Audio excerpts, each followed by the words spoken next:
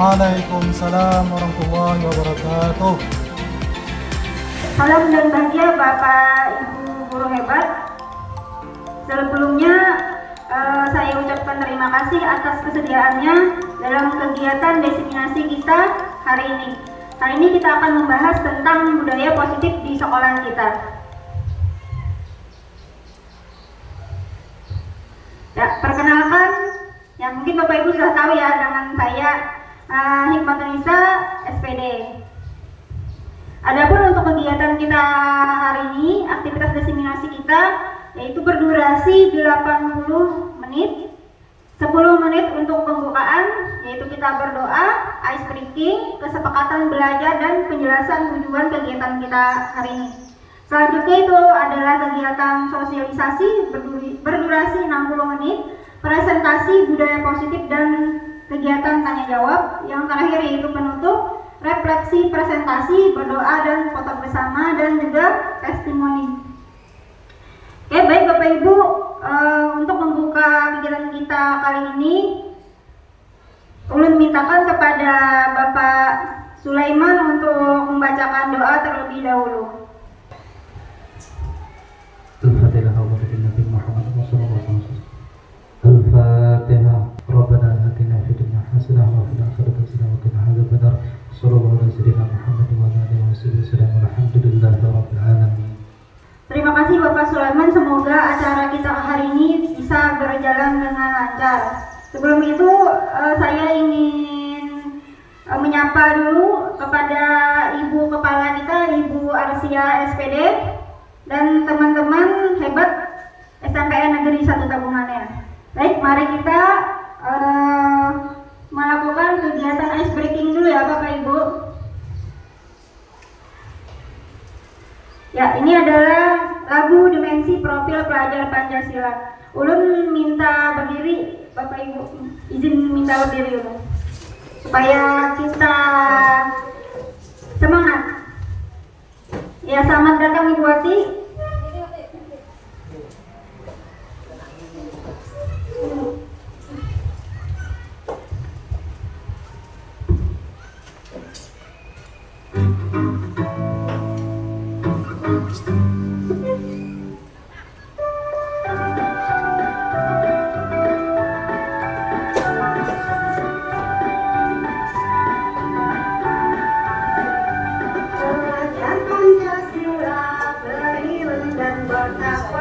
Pada Tuhan yang Esa dan berakhlak mulia, terdiri global, gotong royong mandiri, kreatif dan bernalar kritis, belajar Pancasila, beriman dan bertakwa pada Tuhan yang Esa dan berakhlak mulia, Bineka global, gotong royong mandiri, kreatif dan benar kritis.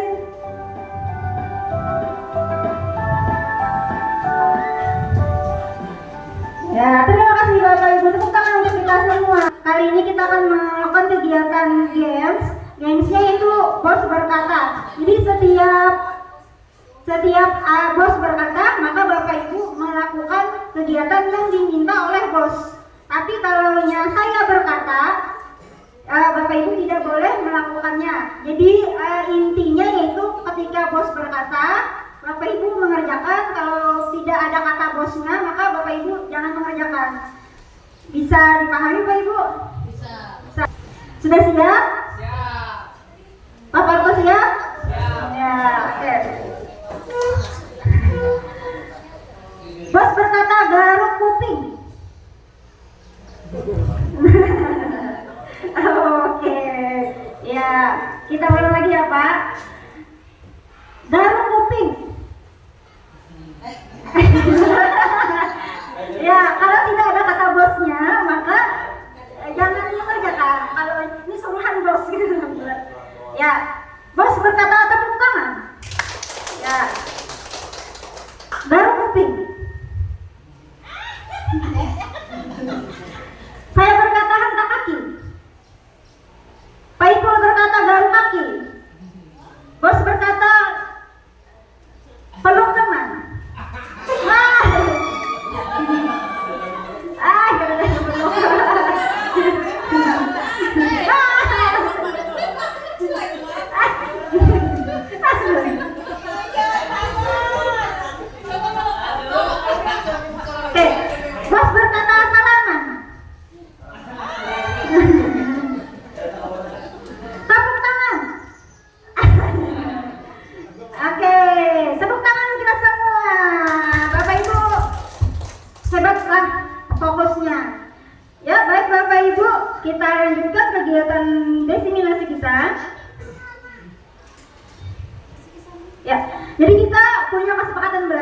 kesepakatan belajar kita kali ini yaitu yang pertama, seluruh peserta memiliki kesempatan untuk berpendapat.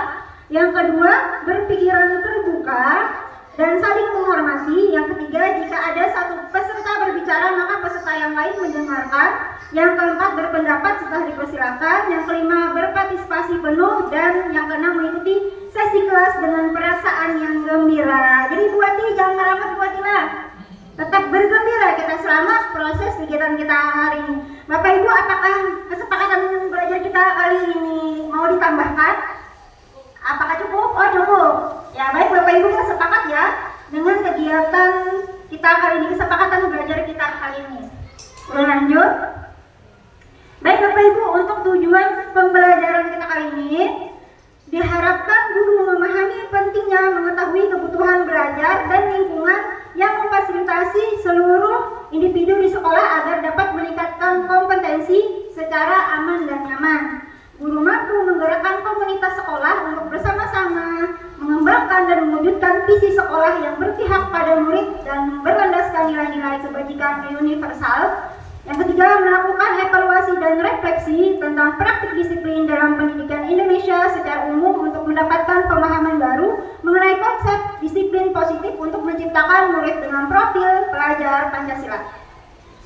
Memahami peran sebagai guru untuk membangun budaya positif dengan menerapkan konsep disiplin positif dan berinteraksi dengan murid.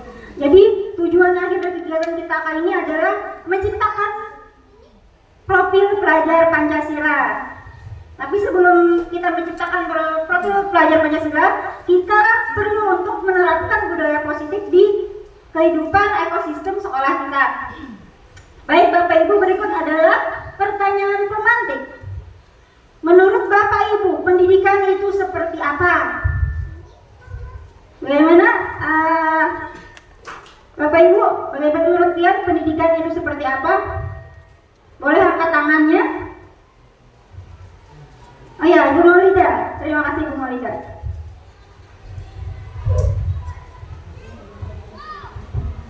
Menurut saya, pendidikan itu adalah suatu tempat, sarana yang menyenangkan buat anak-anak. Kemudian gurunya juga memiliki inovasi dan tentu saja harus berpihak kepada pendidik. Ya, luar biasa sekali pendapat pendidikan menurut Ibu Maulida. Ada lagi Bapak Ibu? Ayo, silakan Bapak. Menurut saya ya, untuk pendidikan itu adalah pendidikan yang berpihak kepada murid. Terus pendidikan yang bersifat kolaboratif dan reflektif. Mungkin yang lain ada yang mau menambahkan. Oke, luar biasa. Mari kita beri tepuk tangan dulu kepada Bapak Saifullah. Kita lanjut ya untuk pertanyaan kedua. Nilai apa saja yang seharusnya dimiliki oleh guru? Baik, Bapak Ibu, ada yang mau menjawab? Pak Parto? Are you okay? Bagaimana Pak Parto? Bagaimana nih? Yang apa saja yang seharusnya dimiliki oleh guru?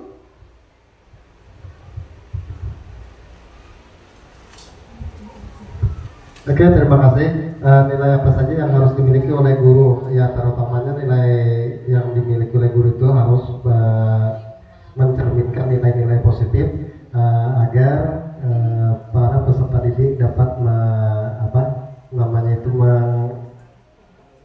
meniru lah dari pendidik tersebut.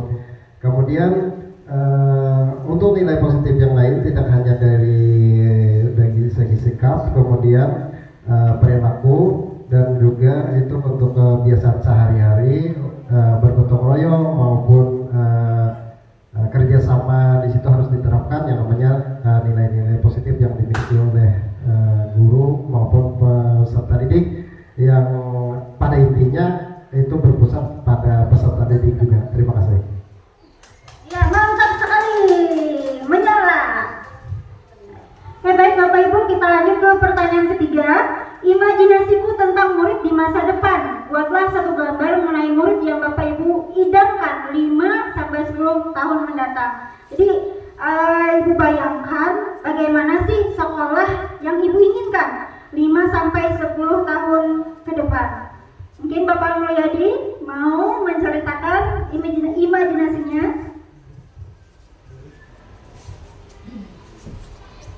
Terima kasih kesempatan yang diberikan kepada saya. Nilai imajinasi murid ya, mengharapkan atau mewujudkan murid yang berkarakter, beriman, bertakwa, cinta lingkungan, dan berwawasan global. Itu adalah harapan masa depan yang ingin kita capai, dan itu diharapkan kepada siswa bisa terwujud dengan cara guru-guru berkolaborasi untuk mewujudkan itu semua, mewujudkan imajinasi kita ke depan 10-20 tahun yang akan datang. Insya Allah siswa kita akan baik kalau dia berkarakter, beriman, bertakwa, cinta lingkungan, dan berwawasan global. Demikian itu dari saya, Bu. Baik, terima kasih Bapak Mulyadi, luar biasa sekali. Nomor 4, apakah disiplin harus memiliki hukuman? Oke, baik Bapak Ibu, bagaimana menurut Bapak Ibu, apakah disiplin perlu hukuman dulu baru bisa disiplin? Ibu Mardan, perlu minta Ibu Mardan lah selaku guru BK. Terima kasih sudah diberikan waktu untuk saya. Kalau menurut saya disiplin itu memang perlu ada hukuman, karena tadi kalau kita tidak memberi hukuman maka siswa itu longgar disiplinnya. Jadi kita berilah hukuman kalau dia tidak disiplin. Ya, itu saja. Ya, mari kita beri aplaus kepada Ibu Mardan. Apakah ada pendapat lain dari Bapak Ibu? Apakah ada? Ibu, ya.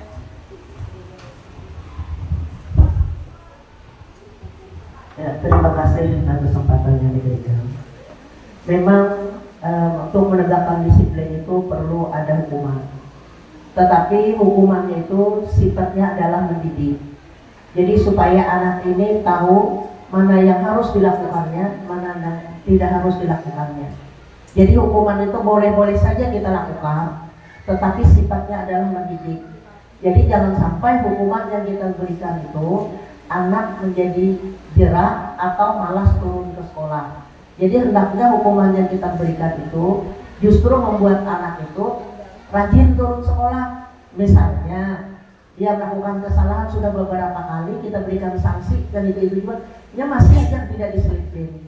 Nah, sekali-kali kita beri hukuman yang menyenangkan. Misalnya dia terlambat, kita sekali nanti akan diberi hadiah. Misalnya hadiahnya sifatnya gula anda atau apa-apa.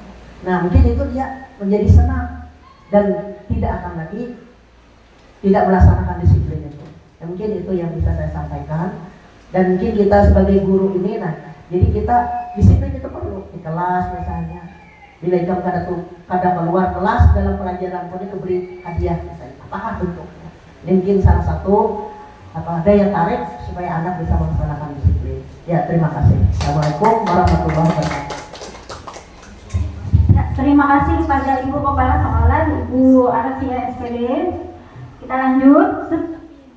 Seperti apa pelaksanaan disiplin yang benar? Baik Bapak Ibu, kita lanjut ke slide berikut. Ya, jadi ini jawaban pertanyaan yang pertama tadi Bapak Ibu. Filosofi pemikiran pendidikan nasional menurut Ki Hajar Dewantara. Nah, jadi pendidikan itu yaitu menuntun, guru menuntun tumbuh kembang kekuatan kodrat yang ada pada peserta didik untuk mencapai keselamatan dan kebahagiaan setinggi-tingginya.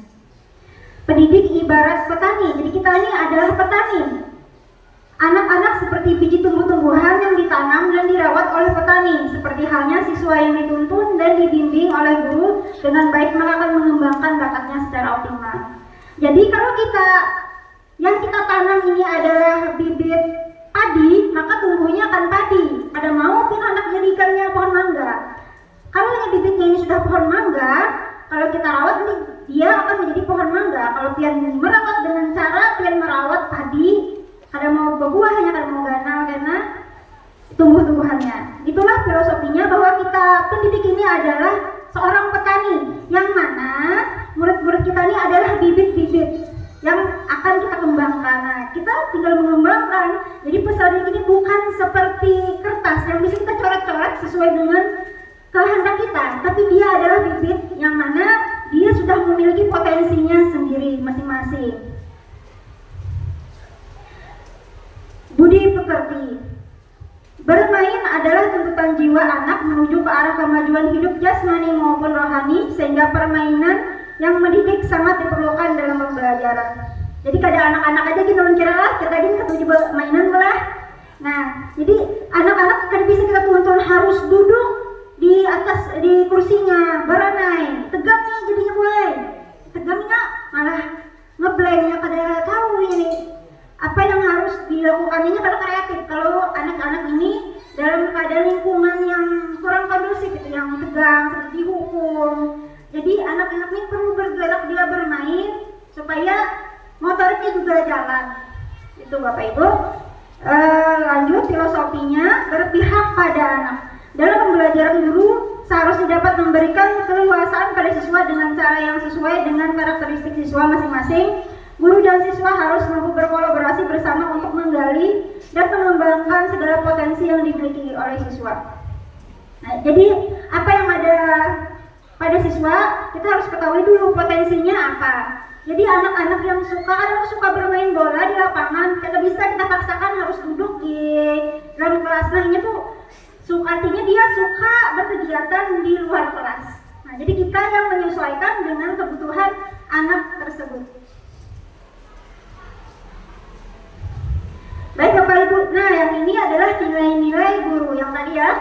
Benar sekali tadi jawaban Bapak Ibu, saya rasa tadi sudah banyak yang tepat. Yang pertama itu berpihak pada murid ya. Jadi bukan teacher center, bukan berpusat pada kita guru lain. Jangan kita yang asik kayak gitu pandai, tapi muridnya kita pada kita herani. Jadi kita harus berpusat kepada peserta didik. Yang kedua itu reflektif, yang ketiga mandiri, 4 kolaboratif, serta yang 5 adalah inovatif.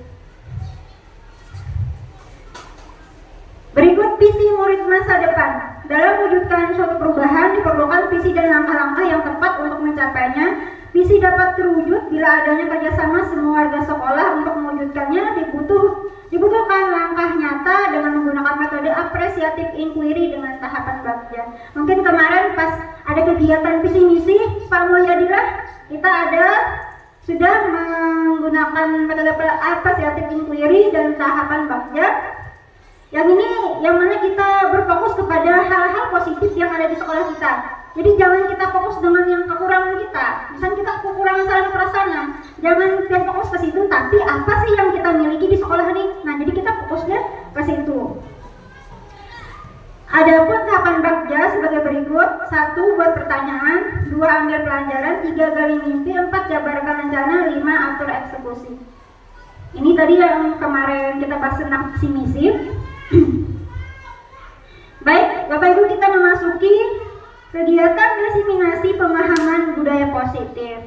Pengembang modul yaitu Ibu Andrino Cahyani SPDMS, Diah Samsiati Rajasa MSc, Dr. Murti Ayu Wijayanti MPD, Tabungan Induk Agustus 2024 ya, hari ini. Baik, topik kita hari ini yang pertama disiplin positif dan nilai-nilai kebajikan universal, yang kedua teori motivasi, hukuman dan penghargaan serta restitusi, yang ketiga keyakinan kelas, yang keempat kebutuhan dasar manusia dan dunia berkualitas, yang kelima restitusi 5 posisi kontrol, yang keenam restitusi segitiga restitusi. Disiplin positif dan nilai-nilai kebajikan universal. Oke Bapak Ibu, kita adakan kegiatan lagi ya Bapak Ibu. Ini ada kertas. Izin membagikan berdua satu kertas ini untuk sebelah kanan Bapak Ibu, satu kertas untuk yang sebelah kanan Bapak Ibu. Ibu hijau mungkin bisa dengan Ibu kepala. Ibu hijau. Karena kada mungkin berpegangan tangan kamu lah. Yang kita berpegangan tangan. Untuk yang sebelah kanan Ibu.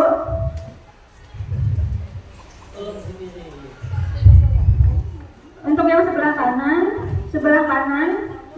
pian, Masya Allah. Sebelah kanan, siapa sebelah kanan? Sudah. Ini sudah ada. Sudah.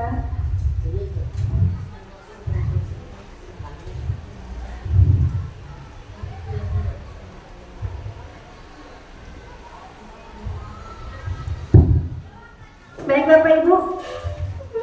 Bapak Ibu yang sebelah kanan tadi yang mendapatkan kertas, silakan pian tulis apa yang hal paling penting yang ada yang menurut Bu Hanpian. Hal apa yang paling penting menurut versi Bu Hanpian? Silakan pian tulis satu kata saja. Apa yang paling penting untuk pian?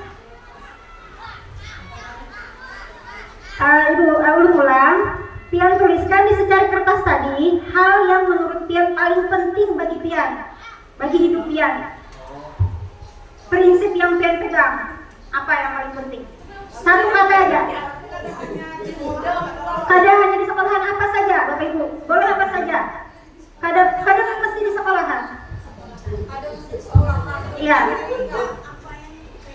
Contoh yang penting bagi ulun lah, misalkan suami misalkan lah. Suami. Oh iya, kalau yang belum bisa jangan.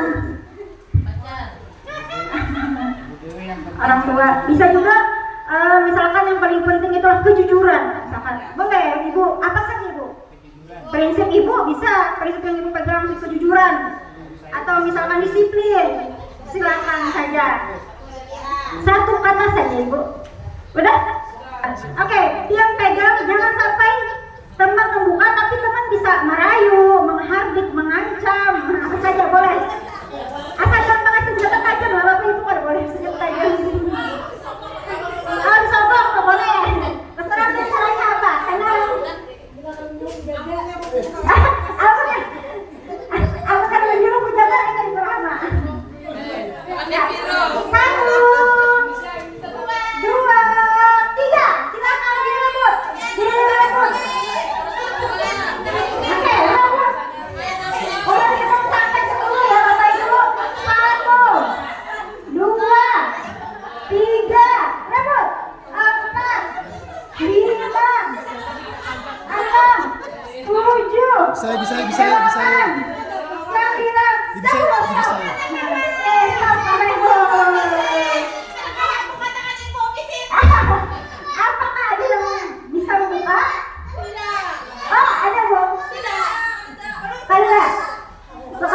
Terbuka Bu. Memang bisa terbuka, oke. Ada yang terbuka, ada yang tidak terbuka. Ya, ulun tanya dulu Bu lah. Kenapa jadi pihak tadi bisa membukanya Bu? Dia ngapain tadi? Takutan. Amat tangannya.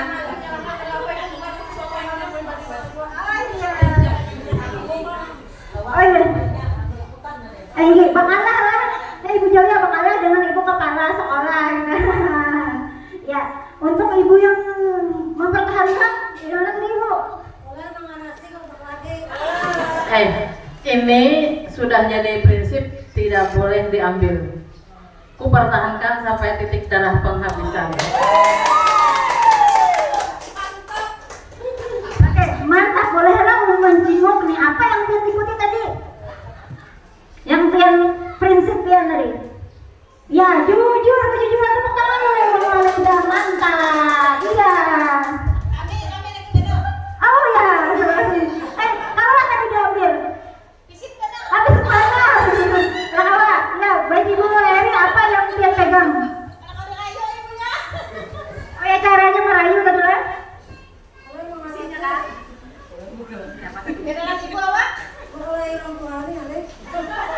Kepercayaan. Mantap, kepercayaan. Ya, baik. Ini merupakan prinsip-prinsip Ibu ya yang Ibu pegang sebelah sini. Kayak mana? Bisa dibuka kada, Maria? Bolehkah Ibu menjenguk? Ya, bisa ditukar lagi.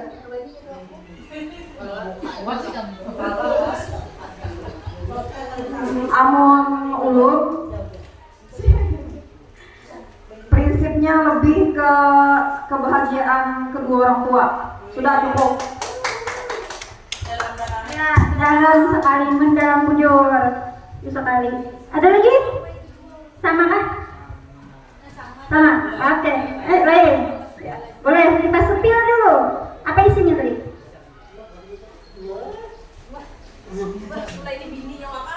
Oh, kesehatan isinya. Oh ya, kesehatan. Iya, mantap bujur. Kada sehat kita kan kalau kita berkumpul di sini. Ada kalau kuring pada sehat.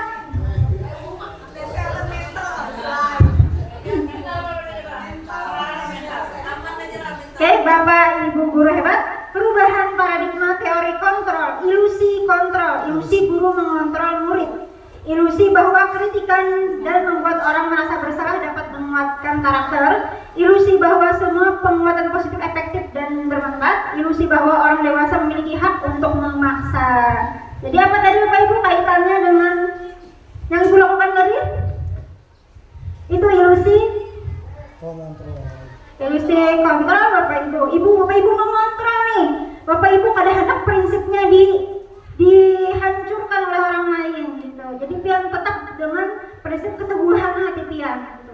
Apa sih yang mendasari prinsip dan keteguhan pian? Ya, itu adalah sesuatu yang ada di dalam jiwa pian. Motivasi intrinsik yang di dalam jiwa pian. Nilai-nilai kebajikan universal. Nah, ini adalah nilai-nilai yang kita anut. Nilai-nilai kebajikan adalah sifat-sifat positif manusia yang merupakan tujuan mulia yang ingin dicapai setiap individu. Nilai-nilai tersebut bersifat universal dan lintas bahasa, suku, bangsa, agama maupun latar belakang. Jadi nilai-nilai universal ini dimanapun kalian berada, dimanapun kita berada, tetap nilai-nilai ini yang bisa kita pegang teguh. Setiap perilaku perbuatan memiliki satu tujuan. Dr. William Glasser pada teori kontrol 1984 dengan mengaitkan nilai-nilai kebajikan yang diyakini seorang, maka motivasi intrinsiknya akan terbangun sehingga menggerakkan motivasi dari dalam untuk dapat mencapai tujuan mulia yang diinginkan. Dia Bosan 1998. Nilai-nilai kebajikan yang ingin dicapai oleh setiap anak Indonesia kita kenal dengan profil pelajar Pancasila. Beriman, bertakwa kepada Tuhan Yang Maha Esa dan berakhlak mulia, mandiri, bernalar kritis, berkebenangan global, bergotong royong dan juga kreatif. Ini nilai-nilai kebajikan. Teori motivasi hukuman dan penghargaan serta restitusi. Baik Bapak Ibu, teori motivasi perilaku manusia yang pertama untuk menghindari ketidaknyamanan hukuman apa yang akan terjadi apabila saya tidak melakukannya. Jadi Bapak Ibu, motivasi itu ada dua. Yang pertama motivasi eksternal, motivasi dari luar. Yang kedua motivasi internal, yaitu motivasi dari dalam. Ya, untuk motivasi eksternal itu kita biasanya melakukan karena menghindari ketidaknyamanan atau hukuman. Sama kayak anak-anak lah, inya datang jam 8 pagi karena ada mungkin niatnya karena memang itu merupakan prinsip-prinsip yang dia pegang. Ada juga takutan dihukum ibu. Juga yang kedua bisa juga inya tuh supaya dipuji oleh ibu. Nah, itu adalah motivasi eksternal. Oke, baik Bu, nomor 2, untuk mendapatkan imbalan dari orang lain, institusi apa yang akan saya dapatkan apabila saya melakukannya. Ini juga merupakan motivasi eksternal. Amun kita lambat mengabsen, smart presensi, akhirnya dipotong gaji kita. Nah, itu merupakan motivasi eksternal, bukan internal, bukan dari dalam diri kita. Kalau kita misalnya yakin, saya datang tepat waktu karena saya yakin saya adalah suatu contoh yang baik untuk murid-murid saya. Saya memang berprinsip, saya harus datang tepat waktu karena saya menghargai diri saya sebagai seorang pengajar dan saya juga menghargai murid-murid saya yang sudah lelah datang jauh-jauh nih, murid datang berdahulu pada kita. Nah, kita menghargai apa yang dilakukan oleh peserta didik. Nah, itu merupakan motivasi internal dari dalam jiwa. Yang mana menurut Bapak Bapak Ibu yang paling baik, apakah motivasi eksternal, apakah internal? Ya? Ya, betul Ibu. Yang paling baik adalah motivasi internal, motivasi di dalam diri kita sendiri.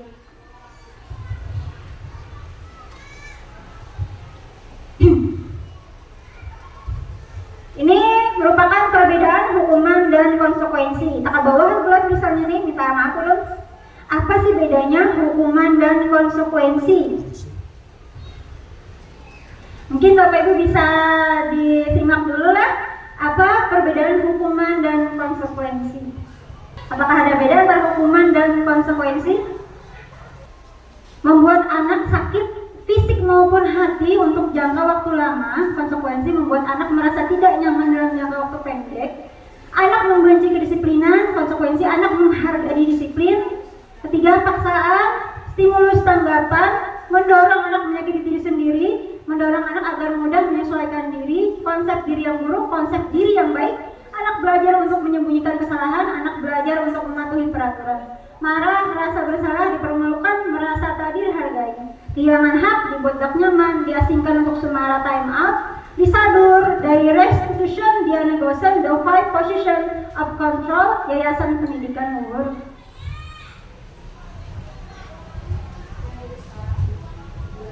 Oke, baik Bapak Ibu, untuk memperdalam pemahaman kita mengenai perbedaan hukuman dan konsekuensi,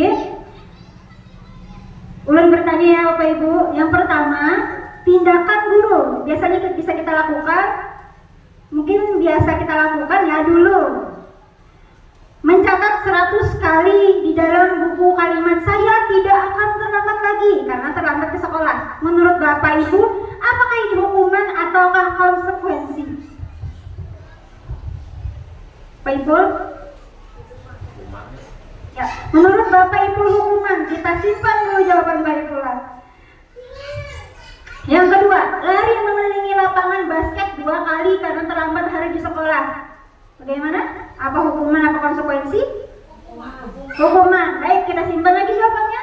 Yang ketiga, murid diminta untuk push up 15 kali karena tidak menggunakan masker ke sekolah. Hukuman. Oke, baik. Lanjut, menggantikan kertas tugas teman yang telah dicoret-coret. Bagaimana? Ya betul, konsekuensi membersihkan tumpahan air di meja tulis karena tersenggol pada saat belajar. Konsekuensi kita simpan jawabannya. Murid disuruh untuk mengenakan sepatu sehari di sekolah karena tidak mengenakan sepatu hitam. Konsekuensi untuk terakhir nih lo simpan untuk Ibu Eri Yeni, lari mengelilingi lapangan basket 2 kali karena terlambat 10 menit. 10 menit, oh lu lengkapi lah. Terlambat 10 menit ketika pembelajaran pejok boy. Jadi ini lari mengelilingi lapangan basket 2 kali karena terlambat 10 menit pada kegiatan pejok. Gimana Ibu Eri? Tanggapan Tian? Ya, jawaban Ibu Eri konsekuensi. Bapak Ibu yang lain? Apakah konsekuensi atau hukuman? Hukuman. Kayak ada konsekuensi, ada hukuman. Baik, kita cek ya Bapak Ibu jawabannya. Ya, betul ya Bapak Ibu, mantap. Ya, yang pertama itu hukuman, kedua juga hukuman, ketiga hukuman, keempat konsekuensi, kelima konsekuensi, keenam hukuman, yang kelima konsekuensi. Kenapa yang kelima konsekuensi? Karena sesuai dengan mata pelajaran Ibu, jadi tidak masalah. Karena kan mata pelajaran Ibu biasanya memang lari Ibu lah.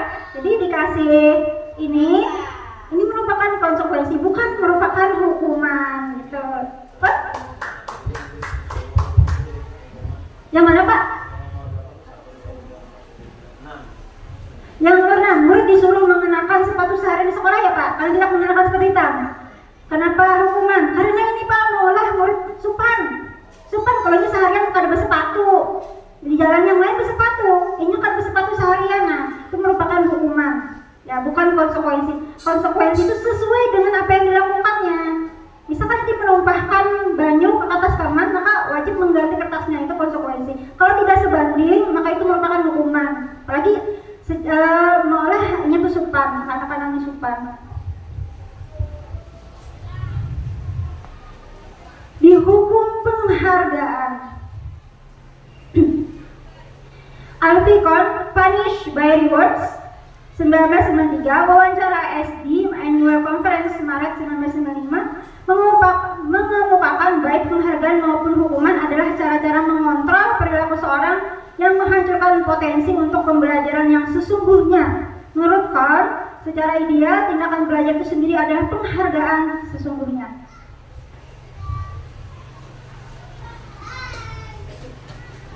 Lanjut, apa itu restitusi?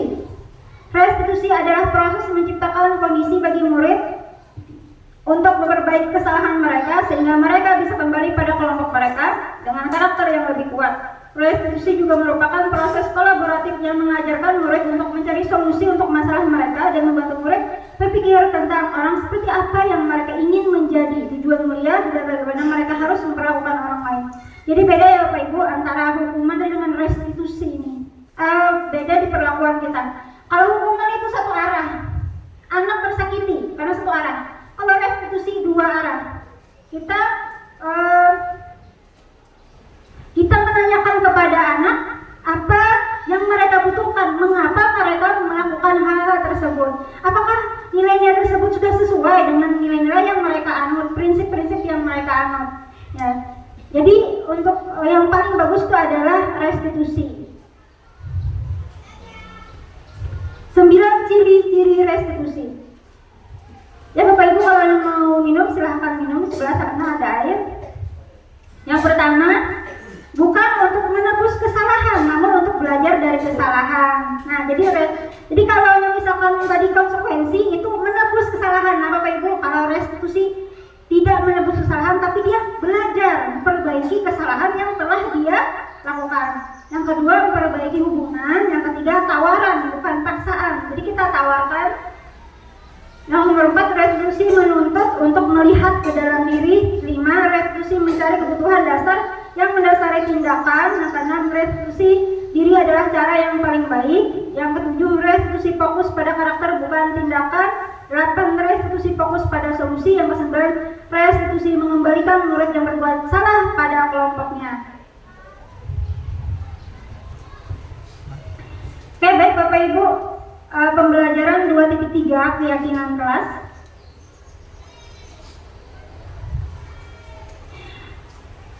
Menurut Bapak Ibu, bagian A dan bagian B yang mana merupakan keyakinan kelas? Jadi di sini ada yang merupakan keyakinan kelas, ada yang kesepakatan kelas. Menurut Bapak Ibu, apakah A, apakah yang B yang merupakan keyakinan kelas? Yang pertama, A, datang tepat waktu mengucapkan salam, menjaga kebersihan sekolah, berdoa sebelum dan sesudah kegiatan, aktif dalam pembelajaran dan tertib. Yang B, kami guru dan murid yang saling menyayangi. B, kami murid yang bersemangat belajar. C, kami murid yang peduli dengan teman-teman. Menurut Bapak Ibu, bagaimana? Yang mana yang merupakan keyakinan kelas Ibu Dewi Mas Bupa? Menurut ulun yang awam. Keyakinan kedok.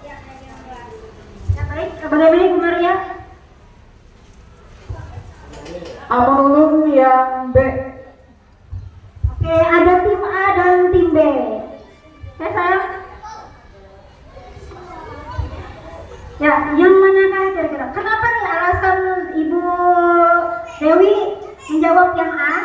Apakah ada alasan tertentu? Karena ada yang itu berdoa sebelum. Oh iya, karena ada berdoa yang merupakan keyakinan ya, agama Islam ya, ada semua agama maka ya. Kalau Ibu Maria, kenapa Ibu Maria menurut keyakinan itu yang B? Ya, kamunya yang keyakinan itu jenis dan contohnya itu masuknya yang di B. Salah satunya kami guru dan murid yang saling menyayangi. Berarti kan salah satu keyakinan di dalam kelas untuk menumbuhkan rasa itu dari keyakinan dulu. Itu Bang menurut ulun. Oke, mari kita beri aplaus untuk Ibu Maria dan Ibu Dewi Mas Bupa. Ya, kita cek jawabannya dulu. Ya, jadi yang di sini adalah kesepakatan kelas, yaitu ini adalah hal yang disepakati agar terasa nyaman di dalam kelas. Jadi siswa dan kita guru merasa nyaman di dalam kelas. Jadi kita ini hal-hal yang kita sepakati bersama. Kalau keyakinan kelas ini merupakan keyakinan, nilai-nilai yang kita anut masing-masing ya gitu Bapak Ibu. Ya, jadi ini lebih ke dalam diri, benar tadi seperti yang sudah disampaikan Ibu Maria, dari dalamnya, sedangkan ini bagaimana caranya supaya semua orang merasa nyaman. Jadi ini merupakan kesepakatan yang sebelah sana, yaitu keyakinan kelas.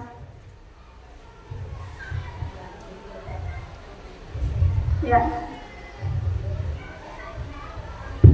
Nah, ini merupakan peraturan dan nilai keyakinan kelas. Kalau peraturan, selalu kembalikan buku ke tempatnya. Jadi ada tertulis selalu kembalikan ke tempatnya. Tolong kembalikan buku ke tempatnya. Kalau nilai keyakinannya itu tanggung jawab. Yang kedua, dilarang mengganggu orang lain. Nilainya menghormati, menghargai, menyayangi. Hadir di sekolah 15 menit sebelum belajar dimulai. Menghormati orang lain, berkomitmen. Dilarang melakukan kekerasan, keselamatan, menghormati orang lain. Dilarang menggunakan narkoba. Kesehatan, bergantian atau menunggu giliran. Menghormati orang lain. Bersabar, gunakan masker, kesehatan, keselamatan, jangan berlari di kelas atau koridor, keselamatan, keamanan. Jadi inilah yang keyakinan inilah yang harus kita tanamkan kepada jiwa-jiwa peserta didik kita. Kebutuhan dasar manusia dan dunia berkualitas. Jadi ini adalah kebutuhan yang kebutuhan dasar yang manusia gitu ya Ibu. Itu ada love, belonging, power, fun, and freedom. Jadi ada 4. Yang pertama, kebutuhan yang bersifat fisiologis untuk bertahan hidup, misalnya kesehatan rumah dan makan. Yang kedua, kebutuhan psikologi, hubungan dan koneksi sosial, kebutuhan untuk memberi dan menerima kasih sayang, dan kebutuhan untuk merasa menjadi bagian dari suatu kelompok. Yang ketiga, kebutuhan ini meliputi keinginan untuk dianggap berharga, bisa membuat perbedaan, bisa membuat pencapaian kompeten diakui dan dihormati. Ini merupakan power, kekuatan. Yang keempat, anak-anak dan kebutuhan kebebasan yang tinggi menginginkan pilihan, mereka perlu banyak bergerak, suka mencoba-coba. Ini freedom atau kebebasan. Yang kelima, mencari kesenangan, bermain, tertawa, dan ingin menikmati apa yang dilakukan. Ini adalah fun atau kebahagiaan. Jadi ada rasa nyaman, cinta, ada kekuatan, ada kebebasan dan kebahagiaan. Ini adalah kebutuhan dasar manusia. Pembelajaran 2.5 posisi kontrol. Guru seperti apa Anda? Bapak Ibu, menurut Bapak Ibu, mari kita berefleksi dulu ya Bapak Ibu. Menurut Bapak Ibu, guru seperti apakah Bapak Ibu? Ya, jadi ini ada 5 posisi kontrol. Ada posisi kontrol penghukum, membuat orang merasa bersalah, teman, pemantau, dan manajer. Jadi ada 5. Kata-kata yang diucapkan biasanya oleh guru dengan posisi kontrol penghukum. Guru berkata, kalau kamu tidak melakukannya, awas, rasakan, kena Bapak Ibu hukum. Nah, itu adalah penghukum.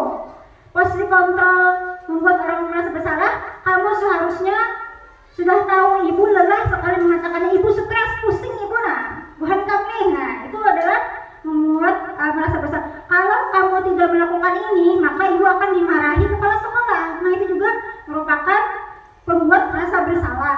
Yang ketiga, teman. Teman, ayolah lakukan demi Ibu.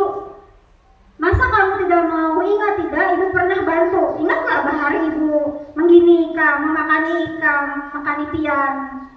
Masa pian kada menggini Ibu? Nah, itu pian.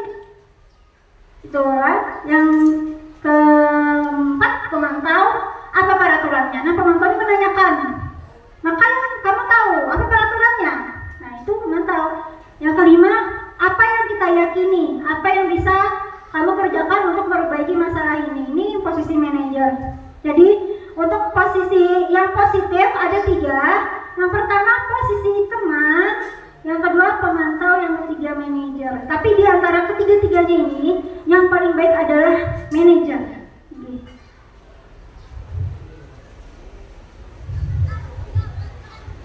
Segitiga restitusi. Nanti kita melakukan role play, Bapak Ibu.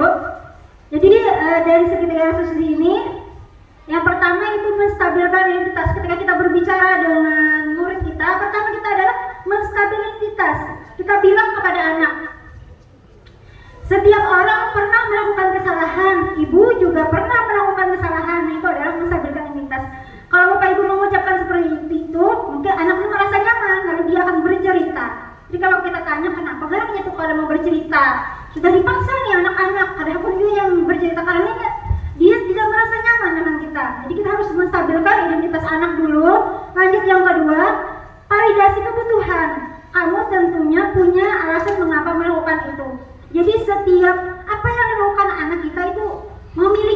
alasan, tidak ada yang tidak ada alasannya. Alasannya itu biasanya dengan alasan yang mendasar ya Ibu, yang 4 tadi. Ada yang alasan kebutuhan dasar yang 4 tadi. Ya itu biasanya selalu ada alasan yang seperti itu. Apakah ada cara yang lebih efektif untuk mendapatkan apa yang kamu butuhkan? Yang selanjutnya ketiga, menanyakan keyakinan, nilai-nilai apa yang telah disepakati, kamu ingin menjadi orang yang seperti apa.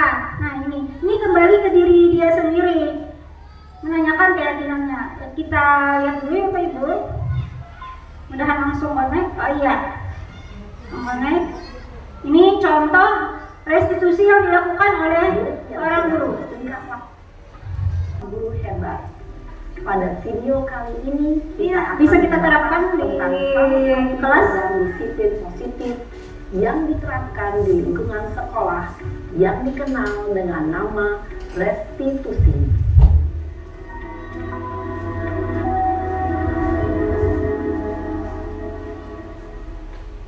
Restitusi dikembangkan oleh pakar pendidikan Diane Gosson berlandaskan pada teori kontrol Dr. William Glasser. Segitiga restitusi adalah suatu proses dialog yang dijalankan oleh guru atau orang tua agar dapat menghasilkan murid yang mandiri dan bertanggung jawab. Pada saat guru di posisi manajer, aspek yang dikembangkan pada murid adalah motivasi intrinsik, sehingga penanaman nilai-nilai kebajikan dapat tumbuh dan berkembang menjadi suatu kebiasaan positif yang akhirnya membentuk karakter murid. Proses dialog ini terdiri dari 3 langkah yang digambarkan pada ketiga sisi pada segitiga restitusi. Sisi pertama adalah menstabilkan identitas. Sisi yang kedua adalah validasi tindakan yang salah. Dan sisi yang ketiga adalah menanyakan keyakinan. Ibu dan Bapak guru, berikut ini akan ditunjukkan bagaimana seorang guru berada dalam posisi manajer menggunakan penerapan segitiga restitusi. Ya, ini posisi manajer Bapak Ibu yang dilakukan guru terhadap siswa yang bermasalah. Siang Sarah, Ya Pak, sudah lama nggak ketemu Sarah. Kenapa hari ini ada di sini? kesel Pak, kesel banget. Masa aku dikatain tukang fitnah Pak? Ya aku marah lah. Aku balik ngatain Eka di depan kelas. Kesel banget. Oh begitu. Ya pasti kamu marah dan kesal. Bapak juga akan marah apabila ada yang menuduh Bapak seperti itu. Kemudian pada saat itu kamu mau melakukan apa? Ya saya langsung ngatain Eka lah Pak. Kesel banget. Saya bentak-bentak dia depan teman-teman lain. Oh begitu. Pasti kamu melakukan seperti itu karena suatu alasan tertentu bukan? Iyalah, masa saya diam saja Pak? Ya saya bela diri lah.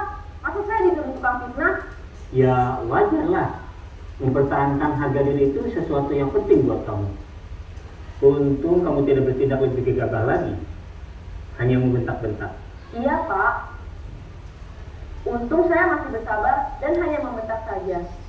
Sudah gemes padahal. Saya pasti bela diri lah. Ya pasti ya. Tapi kamu memilih untuk tetap bertahan dan bersabar. Kamu memilih untuk tidak berbuat lebih parah lagi bukan? Iya. Nah, sekarang coba kita lihat lagi tindakan kamu yang bentak-bentak Eka di kelas. Tindakan kamu itu kira-kira sesuai dengan keyakinan kelas atau prinsip kamu tidak? Enggak lah Pak. Capek Pak jadi pemarah. Jadi keyakinan atau prinsip mana yang kurang sesuai dengan keinginan kamu? Ya, saya sebenarnya sangat menghargai orang lain. Mungkin saat itu saya menjadi emosi. Jadi tidak menunjukkan sikap itu. Kamu meyakini tidak?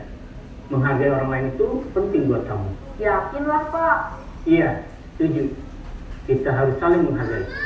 Namun, ada juga keyakinan yang kita sepakati yang perlu kita jalankan apabila kita sedang marah, bukan? Ya, saya bisa lebih proaktif. Mulai dengan diri sendiri. Saya bisa jadi lebih bersabar, mengambil waktu jeda untuk berpikir mau apa selanjutnya. Kira-kira kamu bersedia memperbaiki masalah ini tidak? Bersedia Pak.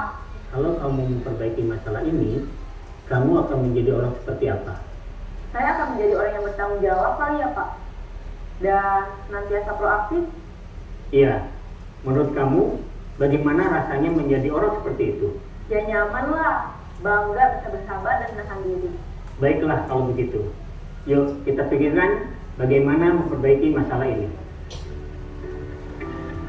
Nah, baik Bapak Ibu, ini adalah contoh. Baik, kita akan melakukan role play, Bapak Ibu.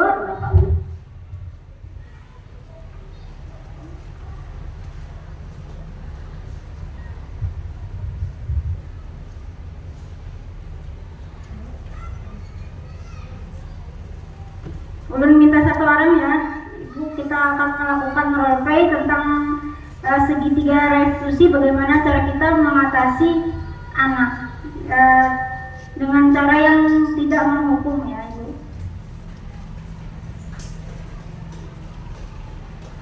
Jadi kita tidak memberi hukuman, namun kita mau menanamkan nilai-nilai kebajikan universal yang sudah ada pada anak. Belum minta satu orang, mungkin Ibu Mardania selaku guru BK. Jadi di sini Ibu Mardan berperan sebagai murid, Ulun berperan sebagai guru. Yang mana Ulun melihat bahwa murid ini menyontek pada saat pembelajaran bahasa Inggris. Jadi yang pertama saya lakukan yaitu menstabilkan identitas. Kita coba ya Bapak Ibu ya. Selamat siang Mardania. Tadi Ibu lihat Mardania menyontek ya ketika ulangan bahasa Inggris. Iya Bu. Tidak apa-apa Mardania. Di sini Ibu tidak mencari kesalahan yang Mardania lakukan. Tetapi Ibu mau mencari solusi atas apa yang telah Mardania lakukan tadi. Mardania pasti punya alasan kan kenapa melakukan hal tersebut. Kalau boleh Ibu tahu, kenapa kira-kira Mardania menyontek pada saat ulang bahasa Inggris? Sebelumnya Ulun minta maaf Bu, karena Ulun menyontek. Malam tadi Ulun ketiduran, jadi kada ingat lagi belajar Bu Ai. Ya, Ibu juga pernah melakukan yang Mardania lakukan lah. Jadi tidak apa-apa Mardania, itu kesalahan itu adalah hal yang wajar. Kalau Ibu boleh tahu, apakah hal tersebut sudah sesuai dengan prinsip-prinsip yang Mardania tanamkan? Apakah sudah sesuai dengan keyakinan yang Mardania yakini? Tidak sesuai Bu sebenarnya. Jadi Ulun merasa malu karena terlihat oleh Ibu menyontek tadi. Oke, berarti tidak sesuai ya dengan apa yang Mardania anut. Jadi Mardania sebenarnya merasa nyaman tidak melakukan hal tersebut.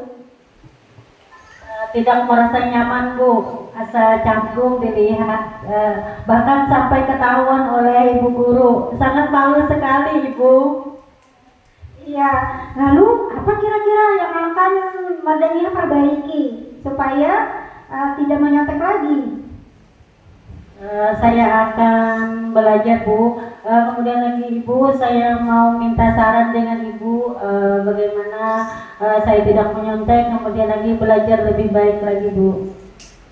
Ya, oke. Dari kapan Mardania akan mencoba melakukan apa yang Mardania ucapkan tadi? Mulai dari sekarang Bu dan akan datang. Ya, sudah siap untuk bersikap jujur dari sekarang dan akan datang? Sudah siap Ibu. Baik Mardania, kita pause dulu. Ya, terima kasih Mardania. Silakan kembali ke kelasnya. Jangan lupa untuk selalu bersikap jujur ya. Silakan kembali ke kelas. Jadi kita yang pertama itu menstabilkan identitasnya dulu, terus kita validasi kebutuhan. Kenapa menanyakan kenapa anak ini melakukan hal tersebut? Contoh seperti tadi itu kan karena tidak belajar makanya menyontek. Lalu kita tanyai gimana caranya supaya tidak menyontek lagi. Itu apakah nilai tersebut sudah sesuai dengan dirinya? Tidak katanya. Lalu Bapak Ibu tanyakan solusinya. Jadi yang membuat solusi bukan kita sebagai guru, tapi anaknya.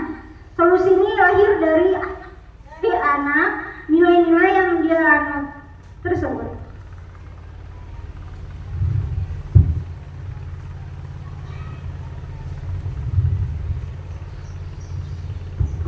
Oke, baik Ibu, kita masuki kegiatan refleksi. Hal baru apa yang mengubah paradigma saya yang saya dapatkan?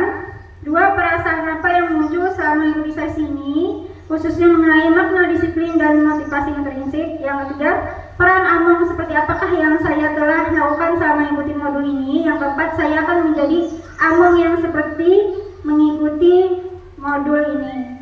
Baik Bapak Ibu, untuk refleksi bisa Bapak Ibu tuliskan, dan saya nanti meminta tolong salah satu saja untuk menyampaikan refleksinya gitu. Ulun minta tolong ya Bapak Ibu ditulis dulu refleksi Bapak Ibu untuk kegiatan yang telah kita lakukan hari ini. Apakah sudah selesai refleksinya? Ya, Bapak Ibu yang sudah selesai bisa langsung ditempelkan sebelah sini refleksinya. Jadi boleh maju, silakan maju Bapak Ibu. Nanti ulun minta satu orang untuk menyampaikan.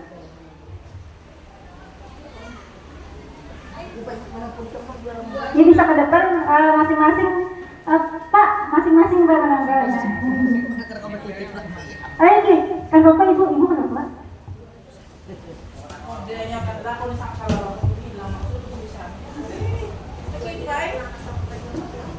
Yang di atas ada orang.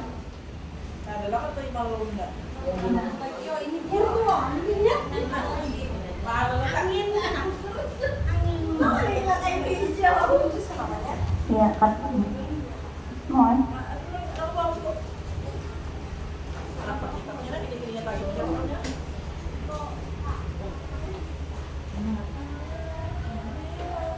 Bisa sebelah situ Ibu Margan? Ya, bisa.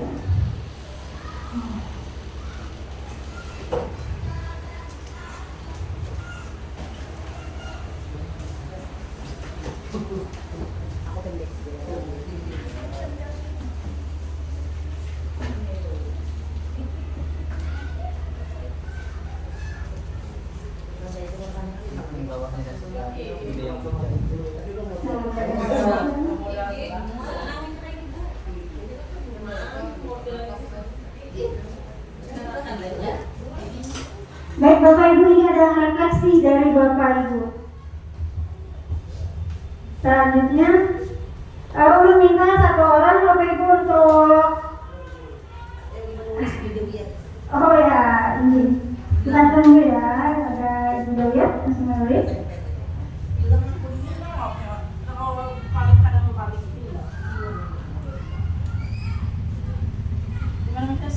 Di situ, ya masuk Pak.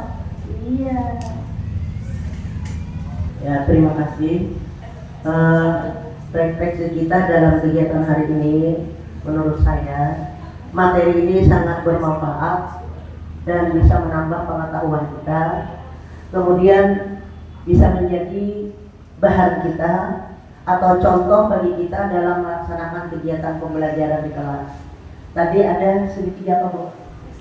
Restitusi, nah itu sangat baik. Jadi kita contoh itu, artinya kita memberi hukuman, anak itu dipanggil jujur di hadapan supaya dia tidak malu dengan teman-temannya. Nah jadi menurut saya ini kegiatan yang sangat bermanfaat. Apa yang dikatakan Ibu Hikmatulisa tadi sebagai pengimbasan. Jadi kita mungkin bisa mengimbaskannya lagi, melaksanakannya kepada siswa yang bermasalah. Jadi itu yang bisa saya sampaikan. Terima kasih. Terima kasih Ibu, banyak sekali apa yang Ibu sampaikan. Pertanyaannya dari ulun, apakah hukuman itu boleh?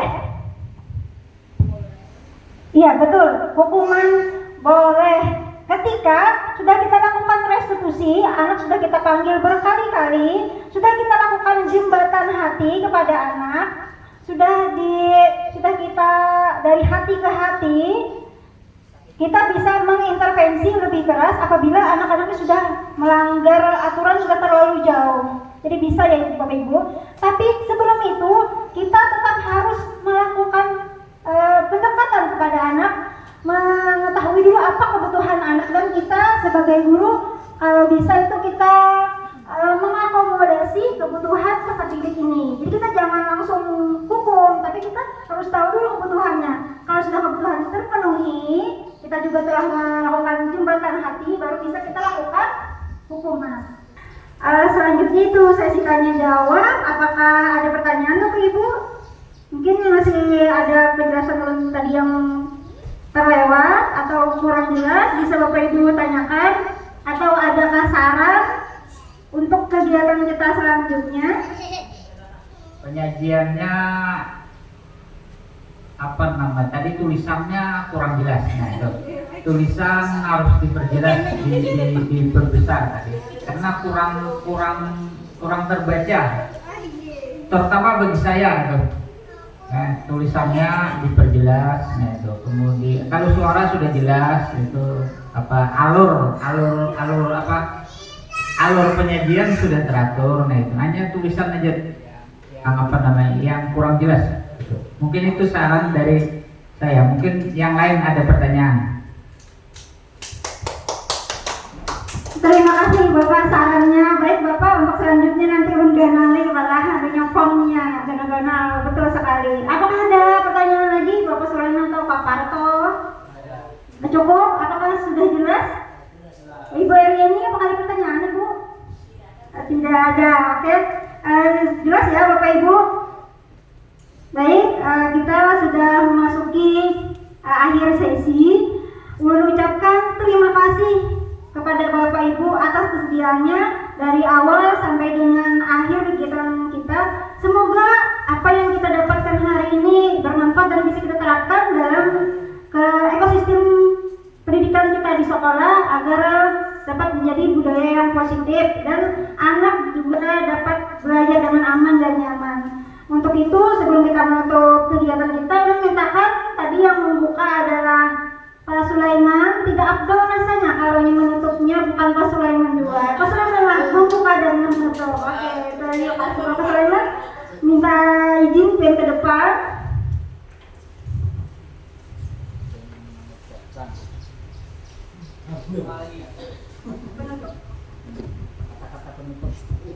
Ya, untuk menutup acara ini mari kita berdoa.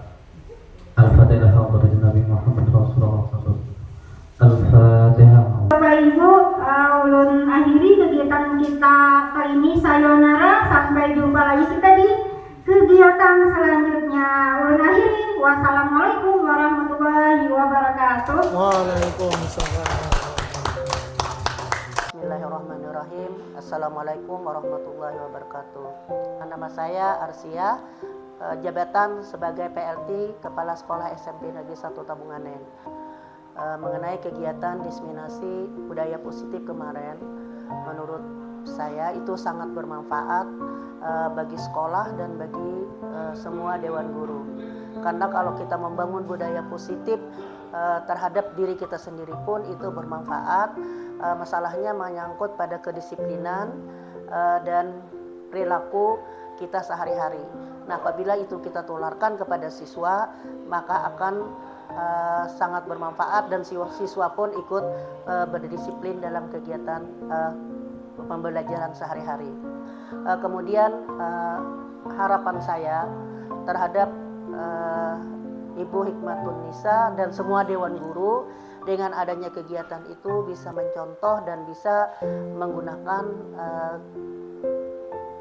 bisa memanfaatkan apa yang didapat pada kegiatan kemarin. Kemudian motivasi yang saya berikan kepada Ibu Nisa, terus saja berjuang karena kegiatan ini sangat bermanfaat untuk sekolah kita dan bagi saya sendiri sebagai PLT Kepala Sekolah SMP Negeri 1 Tabunganen. Sekali lagi saya sangat memotivasi dan mendorong tidak hanya kepada Ibu Hikmatun Nisa, dan harapan saya kepada semua dewan guru supaya mengikuti kegiatan-kegiatan yang yang dianjurkan oleh pemerintah pada saat ini menuju kepada guru yang hebat yang akan datang.